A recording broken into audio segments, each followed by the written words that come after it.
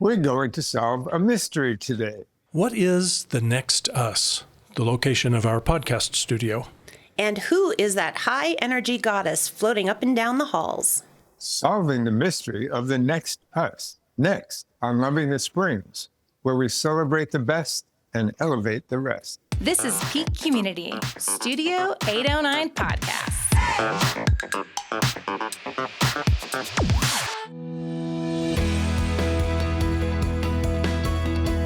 I'm Carrie Simison.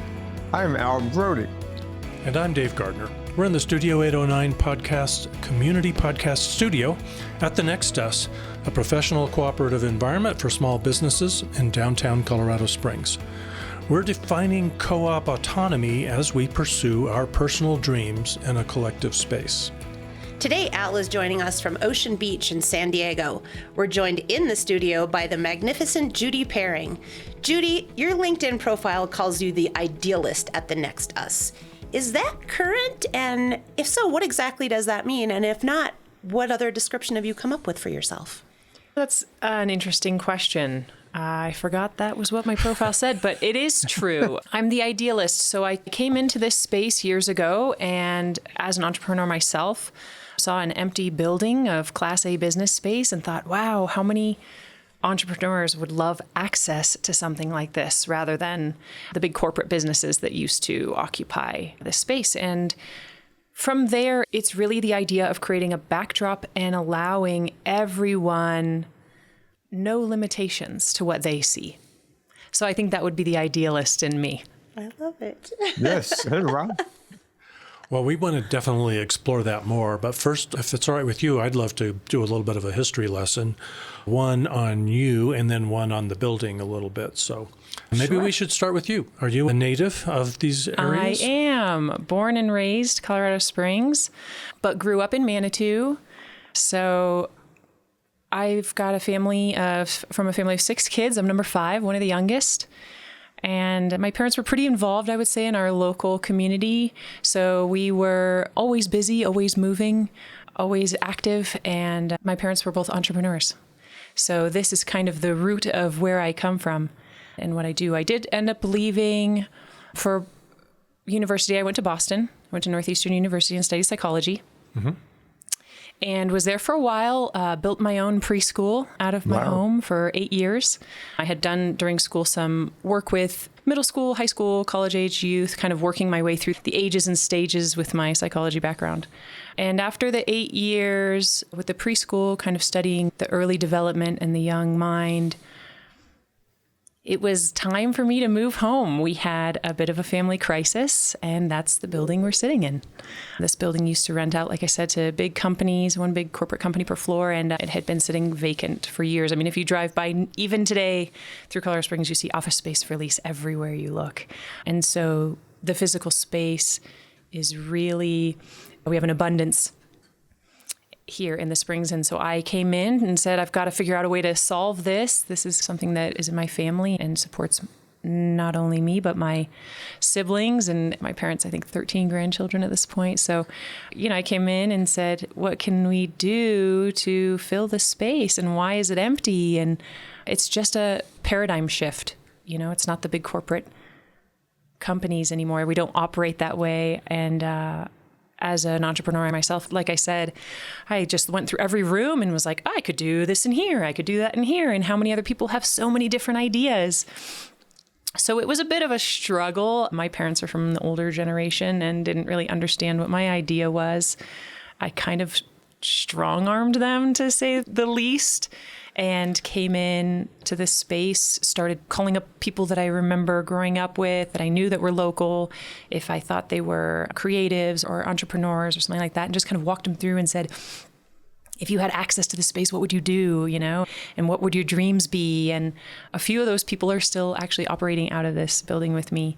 We've got some theater groups that started from the very beginning and have used like black box theater and things like that when more of the rooms were empty, but have created skits and done screenplays and even shown screenings in our library space. Through that, we had a bit of a learning curve as far as bringing different businesses in and how do we find a co-op when you've got everyone trying to be autonomous, trying to run their own business, run their own show, be in charge of their own dreams. How do you make sure you're not stepping on each other's toes was kind of the next challenge. So we've, over the years, really narrowed it down to quiet, focused workspace is what limits us. But through that, I say we're all ages, all stages, all walks of life. We've got people who are conducting research on large-scale agriculture. How do we feed the growing population? We've got an architect doing kitchen build-outs. We've got who I call an international spy who's teaching things all over the world, all different time zones. We've got accountants who are doing financial work, other research going on, people working remotely. And then our biggest pull that I would say through the years we found is health, wellness, and fitness. So we have a lot of people doing one-on-one work, meeting clients here and treating them. So chiropractors, massage therapists, estheticians, mental health therapists, these kinds of things. So I just see us really as a hub of resources for the local community, and we're just working to support that. And there's a surprising number of them here because this building's about as big as the Pentagon, isn't it? We do. So the way we split it up is we say every prime location is available to everyone. So all of our nicest spaces, everyone has access to. Our event rooms, our meeting rooms, conference rooms, those kinds of spaces. And then from there we divvy it up. We do have some full-time private offices, but we also offer hourly conference rooms, private offices, treatment rooms, and fitness space.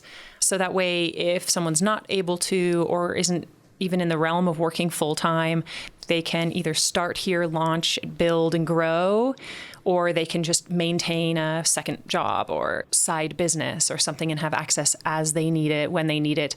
Two things that I think set us apart would be our sponsorships. We do try to sponsor local groups that are helping our community. So we're so proud to sponsor you guys. Yeah, You we guys do want to great thank work. you for supporting Studio Hey, 809 happy to do podcast. it. Another example would be Sue's Gift. They do gynecological cancer support and awareness around here in the Springs. They support so many women every year. And so we sponsor that group so that they can push forward and support the women they need to.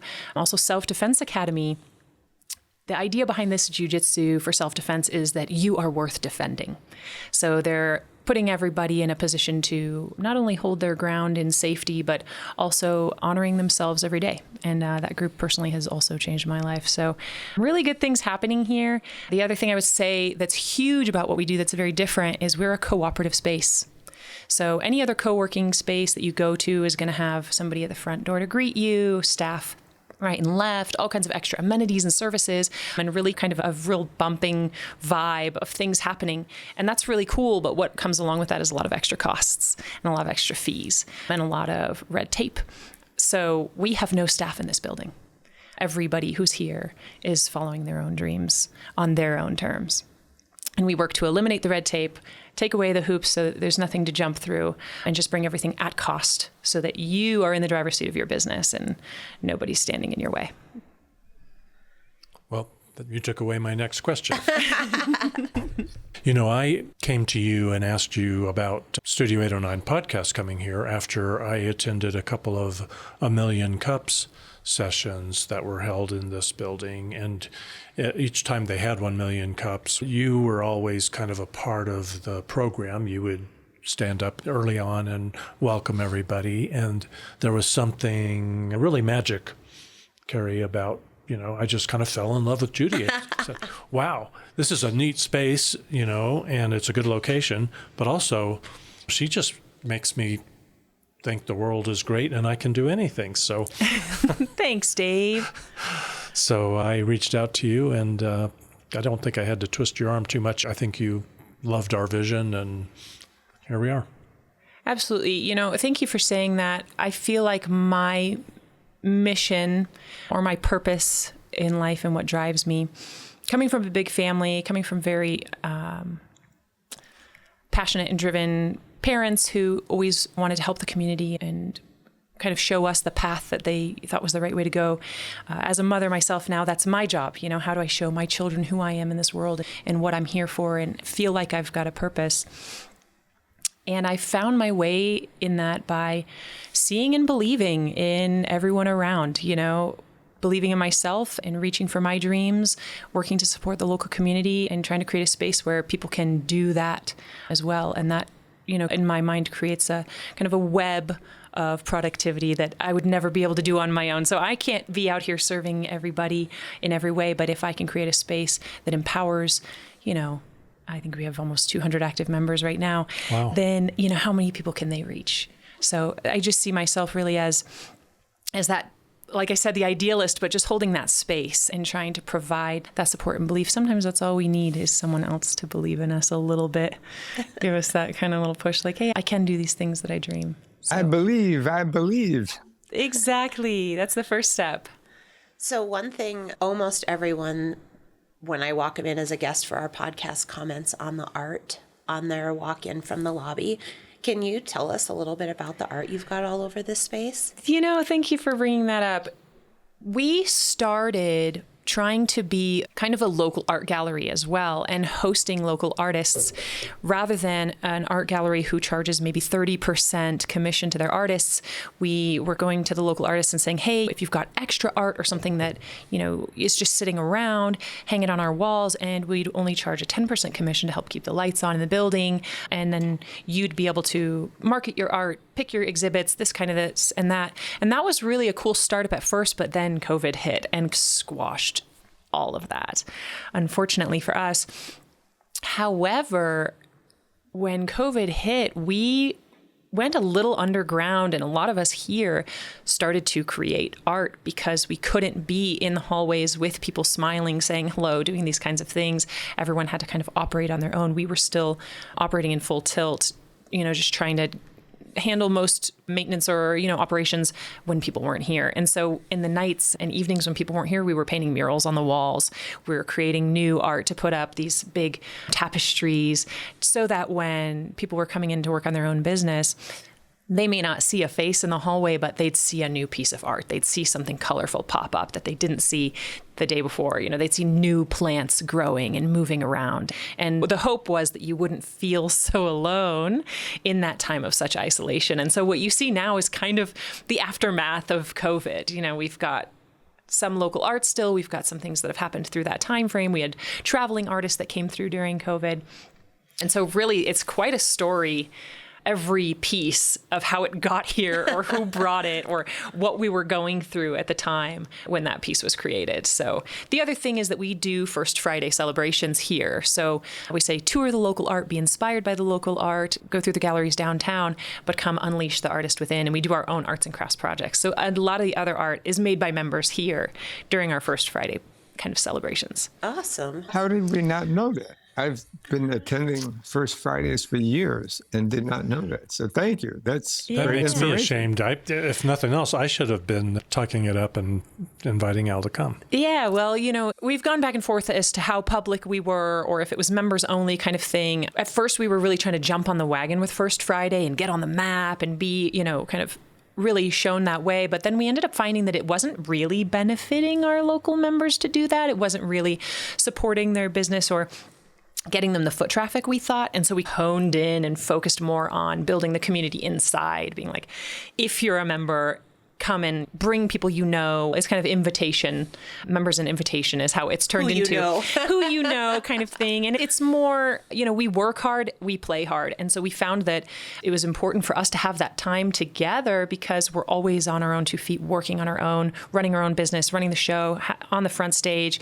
And so it's important to have a sense of community that we may not be coworkers, we may not be colleagues, but we have one thing in common, and that's we're running our own show, whatever it is, however vastly different it is. And we have a lot to learn from each other. So yeah, it's kind of gone a little more inward on our First Fridays, but we have new people come through all the time, Someone saying, oh, hey, you might benefit from this workspace, with the things that you do and the service you provide for the community. So come through and meet some people, see what you think.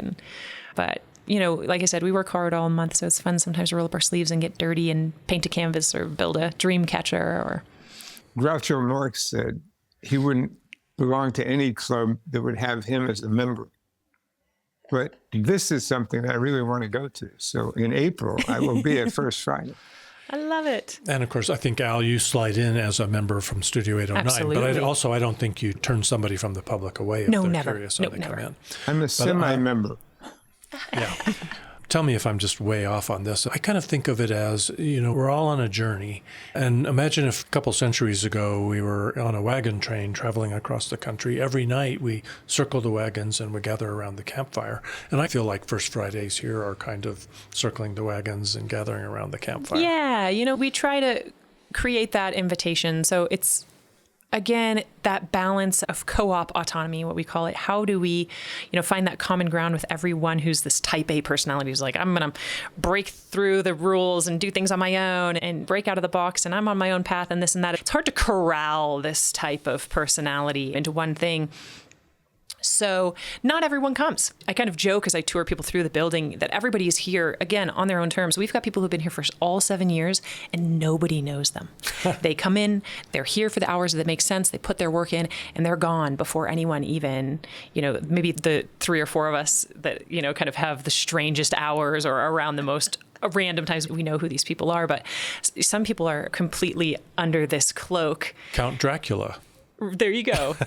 Count Dracula. I mean, nobody knows he's here, So it's and like our international spy. And so it's interesting, but then we'll have someone who comes in. We had someone join us a few months ago and she was brand new. And within a week, everybody knew her. It was wild. And everybody gets to set that own pace for themselves. And First Friday is kind of silly like that too, because a lot of people are like, well, I don't really go to social events. I don't really like that kind of cliquey vibe thing, but we're all the outliers. We were all the weirdos. And so First Friday, you'll see some groups of people really talking and hanging out together, and you'll see someone come in and kind of hang by themselves on the corner, but they'll do the project and they'll maybe say hi to 1 or 2 people. The idea is everybody is welcome here and everybody is accepted for who they are. We don't have to fit into a standard. We don't have to meet some kind of social expectation. So yeah, some people love to come to First Fridays. Some people would never dream of it, but everyone here is invited. And Al, I see you as a member in mindset, even if you were never to set foot in this space, because the next us beyond anything is a mentality. And that mentality has no boundaries. So if you fit into that, then you're one of us. It's community. And my goal, especially in 2026, my intention is to build community. And what a great place to do that. And First Friday is a moment in time when that can really happen. Yeah, it's beautiful how it happens, I think. Every time it's a little different. Now, you're interesting because of the Next Us and what you're doing with this place, but you're also a very interesting artist in your own right that I want to really share with our listeners. Thank you, Dave. So shall we go down that road? Sure thing. I call you a spoken word artist. Is that a good description? I think that's what it is. Yeah. Spoken word sounds about right. You write really cool stuff, but you also perform it really well too. Thank you. So I'm hoping you might have something to share with us today. I do. I have 2. So up to you which we go for. I have one that kind of is like a New Year, start off kind of vibe for anyone, or I have one that explains a little bit more about the people at the Next Us. Yeah, I think we want both of those. Oh, yeah? Yes, Okay. yes. Well, don't make us Since decide. we're talking about the Next Us, I'll start with that one, and then maybe we can close with the other one and send everyone off with some kind of good New Year cheer. All right. What is the Next Us? Who are we? And what are we a part of? We are the outliers, the ones thinking inside our minds, acting outside the lines, listening to our instinct and honing our approach. We are each unique, creating awareness around our individual weakness, training our strengths, prioritizing our time, and seeking value in our pursuit. What's important to me sounds different than what's in your purview. In that, we find our own way to contribute. Our actions and our words define who we are based on how we react to where we've been, shining bright, each of us in self-expression. We're beautifully and wonderfully made in our own skin, all a part of this miraculous existence. My perspective comes through these, and it's probably not what you see, even if you're standing right next to me. We're different, so we're the same in that we respect each other's irrelevant truth. We're not swimming in the mainstream as extras. We're the cast and crew. And that's the beauty and the beast of our co-op autonomy fruit. There's nothing easy about what we do. Can I agree to disagree and still get along with you? Can we recognize the need in our community as we're all filling different shoes? Divide and conquer, rooted within our core, settling various scores. And together, we're the cavalry, branching out in every direction. I'm not meant to solve the same problem as you. And in our hearts, this is how we march to the same tune. So if you're here with me, please trust when I say thank you for what you do. And the Next Us is here to support you. Wow. I've never used AI as a compliment, but I can hear your voice and your words coming from AI. It's like too perfect. Not too perfect. It is perfect. That is weird. That was beautiful. But I mean, think about what AI does. It's so funny that you say that, Al, because someone the other day, this was actually at our last First Friday, pulled up AI to write a poem based on something. And I was so offended immediately because I was like, oh my gosh, this is art and words are such artistry. And it's so wild to see AI. But what was funny was it was catching on throughout the night and people were looking up different things and being like, oh, I'm going to write a poem about this. AI, write a poem about this. And immediately we already found the patterns that AI was using. Yes. We already saw what the machine could do. And it was limited. It was so limited. And it was really basic, but very revealing of our kind of mainstream society. Yes. Because it was like, oh, that's what is happening on the modern mainstream, that the machine can pick up these common threads, these strange words or uses or phrases or kind of pointing to certain priorities, with us socially. So it's funny that you say that because I was so hurt by AI's offer to create poetry for people. But it's a little limited and a little revealing, for sure. That worries me. It makes me feel like it might, reinforce the worst of us. It's kind of like a feedback loop that, right. But Yeah, it keeps learning. And the amazing thing is you have given it, especially if you publish that anywhere. It is now. I only have it in my notes on my phone, but I guess it's got access to that too, probably. I mean, I don't know what I signed in my terms and agreement. It's 700 pages of fine print. AI will be transcribing this podcast. Okay, and there you go. Those words will be out there. Well, maybe I can help it a little bit. Maybe I can boost AIs. Yes. Yes. But I really want your words to go way beyond your phone. I would love to see you on stage here locally. Thanks, Dave. Yeah, I've had fun a couple times. I was featured as an artist for TEDx Colorado Springs. Yeah. Wow. I introduced one of their series.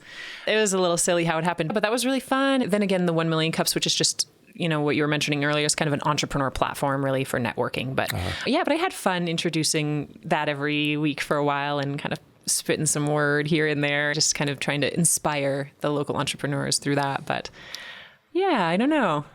Holding space for that, Dave. Well, I've been thinking I need to twist your arm and get you to just do open mic night at Rico's or something like that. Okay. But really, you're so talented that we need her on a bigger stage in a bigger venue.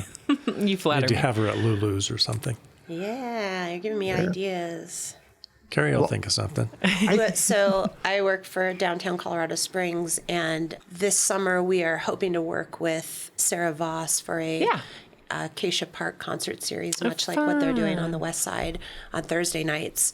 And then, of course, with the Acacia Park Bandshell renovation project being fundraised for, it'll be a good summer to kind of start talking about that to help, bring in funding for when we can actually do the project. And I believe their plan is early 2027 to actually do the renovation on that. And the Downtown Rotary Club is taking point on that. But with a stage every Thursday night featuring local music, we haven't really gotten much farther into planning, but it'd be really cool to do, various opens for the band that would be playing that night, whether it was spoken word or slam poetry or, an acoustic musician or something before. Oh, how exciting. You got my wheels going. I love that. That's what I'm here for. I love that. Good. And that'll start before the renovation. We don't have to wait for the new Bandshell. No. That's hopefully be May of 2026. So the concert series will kick off down there. That's great. That's really exciting. And if Sara Vaas is involved, it'll happen. Exactly. I can't wait. I got to hear the next poem. Well, I was thinking maybe we should. What do you guys think about making that the very last thing in this episode? I was thinking so. Send us into the new year with... That works. We have a couple of other things to do. Let's save that for last, and that'll be a big finish. So the question, is there a way for people to connect with you, to follow you, so that they might know if you have a performance scheduled or if you publish something? That's an interesting question. I know it's not LinkedIn. I don't see much activity there. This is one of my major weaknesses here that you've just pointed out. I do not really have a social presence like that. I tried for a long time to push, having a social media profile, and I just can't seem to care. It's definitely something I've always wanted to work on. But you know what? For you, Dave, I will, if I get on a stage, if there's a public thing, I will post it on social medias. How about that? I'll make that commitment to you. All right. We'll let the world know, that's for sure. Thank you. And if somebody's interested in learning more about The Next Us does have a web presence. A little bit of a web presence, not so much. It's kind of inside out how it works because we don't really put a lot of emphasis on The Next Us itself. We are really just the backdrop. We're really just the canvas, and everyone else is their own artist. So you'll see through other members who work here, sometimes they'll promote it more than others, depending on how they use the space, what they use the space for. A lot of times with events, people will be called to this space for that. However, we found our way to grow or to find our people best through referral and word of mouth. Promoting ourselves and large-scale marketing reaches a crowd that's not really relevant to what we do. This is a very serious space for extremely driven entrepreneurs. A lot of other spaces will have programs to support you, scholarships to hold your hand and guide you. There's all kinds of other places out there that, again, provide more amenities or more services or things like that. This space is for the entrepreneur who knows what they want, is out to get it, and doesn't want anybody to stand in their way. And so in that way, we don't really toot our own horn too much. We do try to work to promote the businesses in here and things like that. So we do have a Facebook and Instagram for The Next Us, and we do put things on Peak Radar sometimes, depending on if we've got big events and invitations and things like that. But it's hard sometimes to try to put the word out and find the right people. So what can we promise to put in the show notes for someone who might want to reach out to you and get a tour and so we do have a website, we do have social media and stuff like that. My phone number is published on all of those things, or email. I'll typically get an email from someone or a text. There's an inquiry button on our website, those kinds of things. Okay. But yeah, shoot me a text, send me an email, let me know what you're interested in.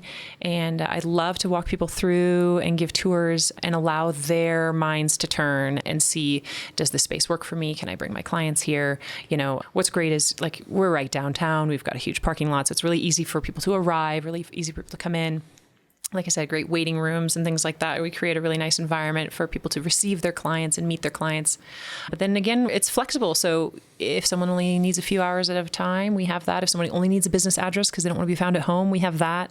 It's really custom to what people need. Some people are 2 days a week, 5 days a week. Some people share an office. Some people are in a different room every time they come in.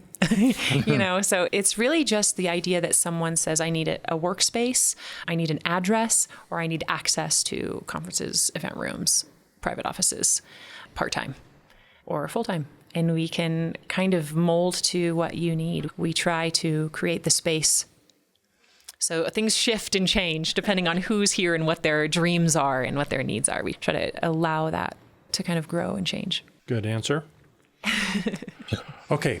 Colorado Springs born, Manitou Springs raised, and spent most of your life in these two springs. Correct. So you should have a good answer for this question we ask everybody. Uh-oh. Being a native and being who you are, which is very special, what do you love about the Springs? Yeah, so of course, The Next Us is kind of what I live and breathe. I'm here a lot, just trying to support everyone's dreams. But my personal time, take me to the rivers. That's it. I go up into the mountains. I go to the rivers. I like to climb rocks. I like to climb trees. I like to dance and sing. I like to paint. And I like to write. So I love to go into nature for that. Take us to a river, one of your favorites. Yeah, 11 Mile Canyon's one of my favorites. It's so close. Yes. But I mean, if I only have a few minutes, you're going to find me in the Manitou River. I grew up there. I run down the street and jump in anytime. The last real plunge I did, actually, I was due with my daughter to be born January 9th. It was 4 degrees outside, and I went full in. Whoa, I was swimming. I was swimming in the ice in the water. It was incredible.